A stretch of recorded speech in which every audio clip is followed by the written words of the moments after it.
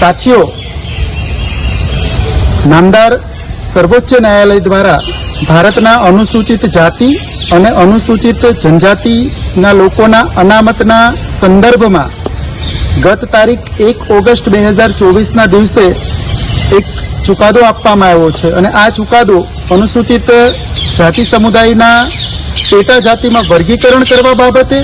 સાથે સાથે અનુસૂચિત જાતિ અને અનુસૂચિત જનજાતિના જેટલા પણ લોકો છે એમના અનામતમાં ક્રિમી લેયર લાગુ કરવા બાબતેનો ચુકાદો છે।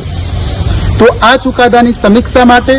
ગુજરાતના 50 લાખ અનુસૂચિત જાતિના લોકો, 1 કરોડ અનુસૂચિત જનજાતિના લોકો દ્વારા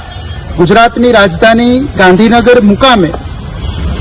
ડોક્ટર બાબા સાહેબ આંબેડકર ભવન સેક્ટર 12 ખાતે એક રાજ્યવ્યાપી મહાસંમેલનના કાર્યક્રમનું આયોજન કર્યું છે। ગુજરાતના તમામ દલિત અને આદિવાસી સમુદાયના તમામ ભાઈઓ અને બહેનોને હું આહવાન કરું છું કે ખૂબ જ મોટી સંખ્યામાં ગુજરાતની રાજધાની ગાંધીનગર મુકામે નામદાર સર્વોચ્ચ ન્યાયાલય દ્વારા આપવામાં આવેલા ચુકાદાના સમીક્ષા માટે તમામ લોકો ખૂબ જ મોટી સંખ્યામાં ઉપસ્થિત રહીએ અને આપણી મૂળભૂત જે ફરજ છે એ નિભાવી અને સમાજના અસ્તિત્વ અને આત્મસન્માન માટે એક બનીએ। જય ભારત।